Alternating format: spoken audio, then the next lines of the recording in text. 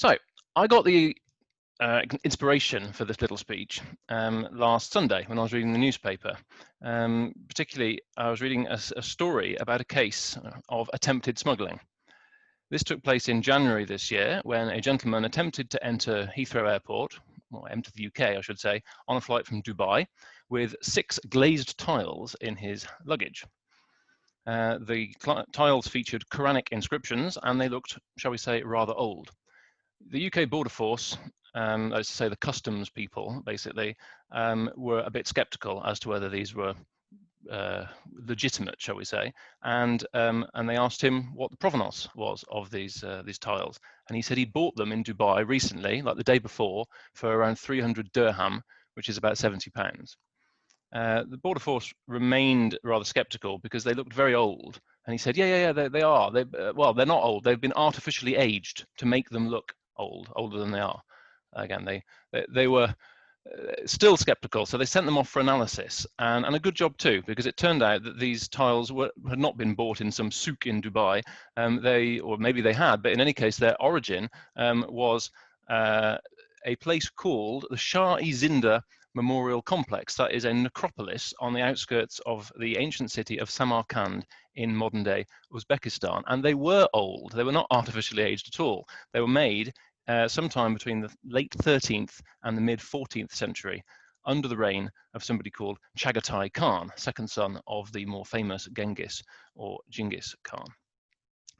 They probably were removed from the site, experts estimated, around 20 or 25 years ago, when some restoration work was going on, and as sometimes happens, people get light-fingered, walk away with things, and they'd remained unaccounted for ever since, until now.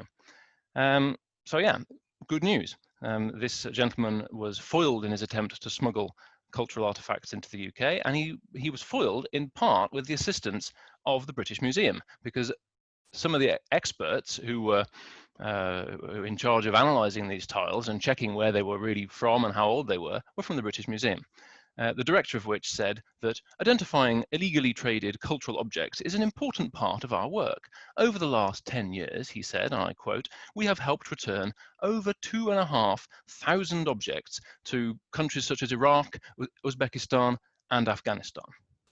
So, all very laudable, but it caused me to think that this is all rather ironic, in some ways, given that the British Museum is also famous, indeed notorious, for being home to and in possession of many hundreds, if not thousands, of cultural artifacts, which are obtained by more foul means than fair. They were not smuggled illegally into Great Britain by people in their suitcases. They were taken by British colonialists from various benighted parts of the world over the last 200 years. They are essentially the spoils of empire, the colonial plunder and pillage. And the British Museum is fantastically reluctant to actually give these things back. It's adamant that it will not even lend them to any foreign museum or any foreign organization that wants to borrow them, unless that organization undertakes and acknowledges that the British Museum is the rightful owner of these things, obviously so that they can't steal them back, as it were, steal back what is theirs in the first place. I'll give you a couple of examples, the most sort of egregious or famous examples of the things the British Museum has and probably shouldn't. The Elgin marbles is probably the best known.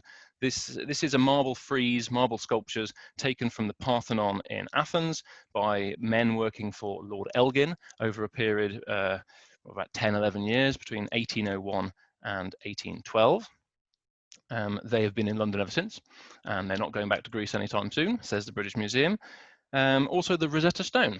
The Rosetta Stone was discovered by a Frenchman in 1799 in Egypt, and it enabled us to decipher the Egyptian hieroglyphs. However, when Napoleon was defeated by the British in Egypt in 1801, the Rosetta Stone found its way back to London, where it's been ever since. We could cite many, many more examples. There are the bronze work from Benin, for example, and sculptures from Ethiopia. The British Museum is full of these things. And so it's nice that their experts help repatriate goods which are being smuggled, but it's also a complete double standard, and it shows that the UK is really rather behind the curve, actually, when it comes to repatriation. Last year, for example, Germany announced that it was going to repatriate a 15th century stone cross to Namibia, Namibia being a former German colony. France last year, in fact, a report commissioned for the French government last year recommended that French museums return items to their place of origin as far as possible. And that itself was following on from a speech given by Emmanuel Macron saying essentially the same thing in 2017. However, I would say that Italy, in this case, has a head start on all of us, because as I was researching this speech, I discovered that in 2008 already, so 12 years ago now, Italy returned to Greece an item called the Palermo fragment, which, funnily enough, was stolen also by Lord Elgin from the Parthenon. But it didn't find its way to London. For some reason, it ended up in Palermo in Sicily. It became the property, I think, of the local council. But then in 2008, they decided that maybe it should go home. So off it went. And it's now back in Athens. Jolly good too. Yeah, so as I say, Britain is very much behind the curve.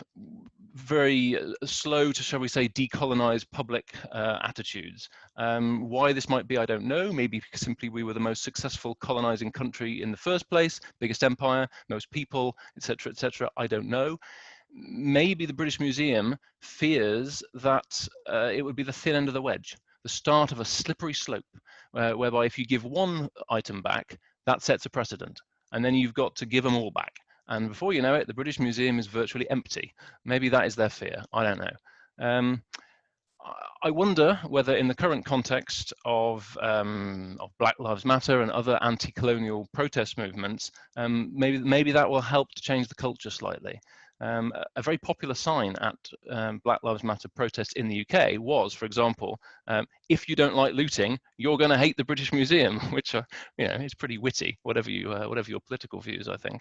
I suppose I should probably conclude by giving my own view. I feel reluctant to do so because as a middle-class white Englishman, I should probably check my privilege to some extent. But I'm going to sit on the fence. I'm going to say that if these items can be returned safely and they can be exhibited in their place of origin, I think that's a jolly good thing.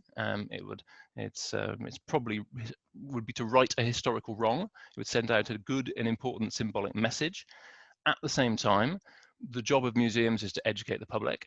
If people, if the items are adequately explained with lots of information as to the context of how they were obtained by fair means or foul, mostly foul, shall we say, then I think that's also an appropriate solution. It's a bit like tearing down statues.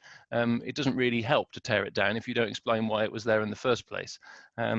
The aim of a museum, as I say, is education to at least some extent. So if people leave the museum better informed than when they arrived, then I consider that a victory. Thank you very much. That wrapped it up. I hope it wasn't too fast. I bet it was, but there you go.